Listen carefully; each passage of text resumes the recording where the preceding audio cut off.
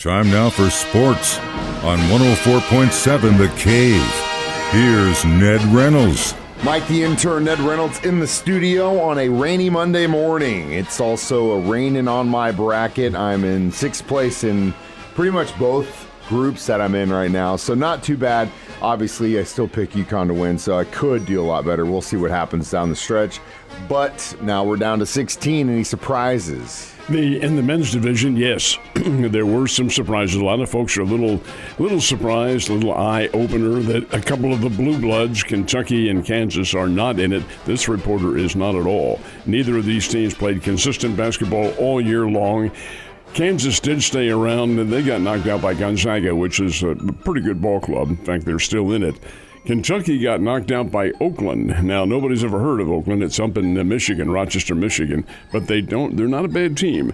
But they should not have beaten Kentucky. I know Coach Calipari was very upset at that. But other than that, well, you've got the top seeds are all in there. Purdue, North Carolina, Connecticut, and Houston. Houston, by the hair on their chinny chin. The Cougars had to go to overtime to hold off Texas A&M. Second time those teams have played this year, and both games have been very close. So Houston survives again in overtime. And in the ladies division, I'm not sure anybody's going to even come close to South Carolina. They are really, really strong. They obliterated North Carolina yesterday, and they move on to the Sweet 16. Had some really good games. Stanford had to go into overtime to beat Iowa State. And the one that kind of captivated me a little bit was Baylor and Virginia Tech. Baylor has the Springfield Kickapoo kid on there, Bella Fauntleroy, and she's a star player on the team. Baylor playing in Blacksburg, Virginia. Those women's teams play on home courts. It's not a neutral site. They play on home courts. The Blacksburg, which is where Virginia Tech is, packed to the rafters, people screaming, yelling, booing the officials and all that.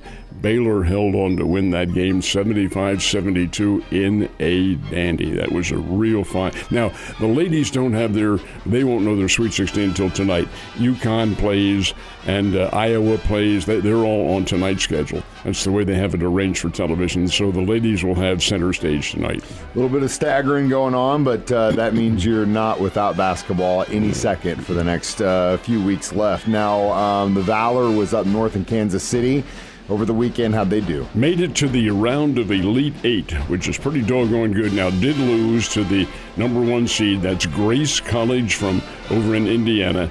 Evangel gave them a pretty good battle, but Grace won at 83-76. So Evangel finishes their season at 21-11, and that's pretty doggone good.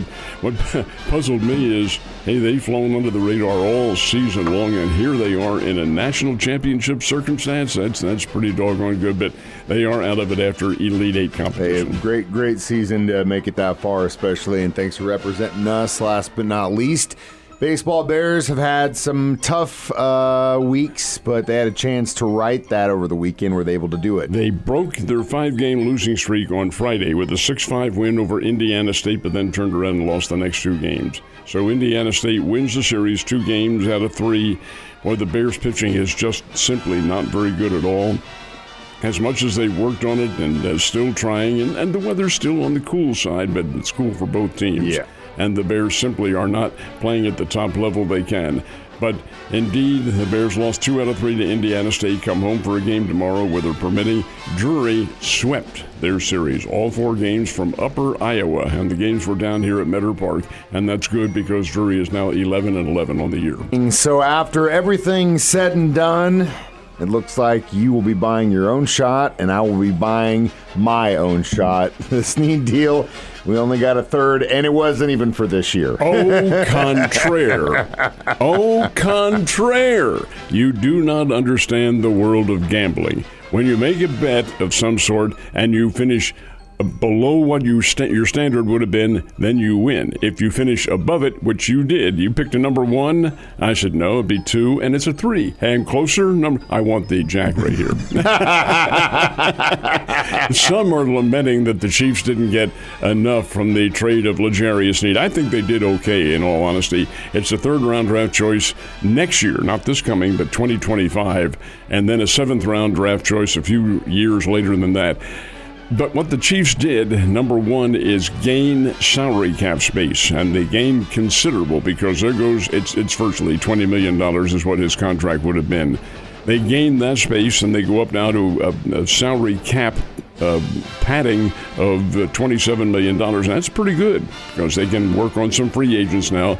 Number two, they probably weren't going to sign L'Jarius Sneed anyway, and he would have been a free agent, so they do get something out of it, a couple of draft choices. I think the Chiefs made out all right, and I think they'll do okay.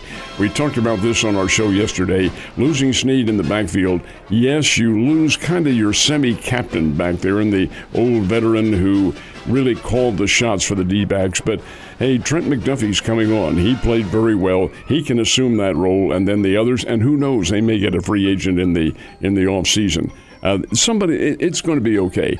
You have to remember now, the defensive backfield really excelled because Chris Jones is up there putting pressure on the QB, and he will still be there. Yeah, and they're in that front line on the defense is pretty much going to be the same, so that's a good thing.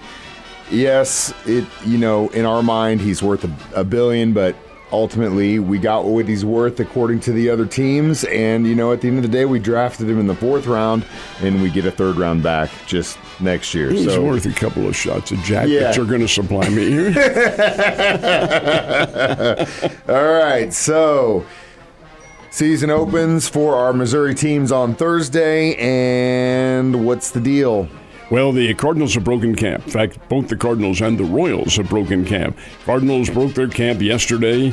They actually didn't play at all. They just broke the camp, and they're heading west. Now, the Cardinals open up at Dodger Stadium in Los Angeles on Thursday afternoon. And so on the way out there, they're going to stop today in Arizona, play the Chicago Cubs, and stay overnight and play the Cubs again tomorrow. And then from Arizona up to Los Angeles, that's a hop, step, and a jump, so that won't be far at all. So 2 games for the Cardinals. The Royals had an intra-squad game yesterday, one in which Michael Wacha suffered a finger injury, but they don't think that it's too serious. Then they broke their camp, and they are headed to Kansas City eventually to open up the season on Thursday. But there's a stop in between, and that stop is today in Springdale, Arkansas. They're going to play the Northwest Arkansas Naturals in an exhibition game, weather permitting, and that should be a lot of fun. This is the first time that I can remember a Texas League team hosting a big league club since the Cardinals were down here to play the Springfield Cardinals. And I know the Northwest Arkansas Naturals never have, so having the Royals down there in Springdale to play today, then, of course, tomorrow and Wednesday they go to Kansas City and get all set. It should be a lot of fun for especially the guys that are in that area that get a chance to watch big league team in their stadium. Also, I know a bunch of my buddies were watching racing yesterday. How'd that go? This is the first of the road courses that NASCAR has on their schedule. And this was at this course down in Texas, in Austin, called the Course of the Americas, and it is pretty doggone good, pretty challenging. It's in Austin, just a little bit on the outskirts of Austin, and William Byron took the checkered flag in a dandy race. He beat Christopher Bell by just a little bit, but Byron gets the win, his 2nd win of the year, and he was the pole sitter. How often do the pole sitters win? Well, maybe about 50-50, but this time William Byron, who is on a red-hot tear, gets the win on the road course. I think there were probably, if I'm not mistaken, 5 more road races remaining for NASCAR. Exciting stuff, Ned. You have a great Monday. Stay dry, and I will see you mañana.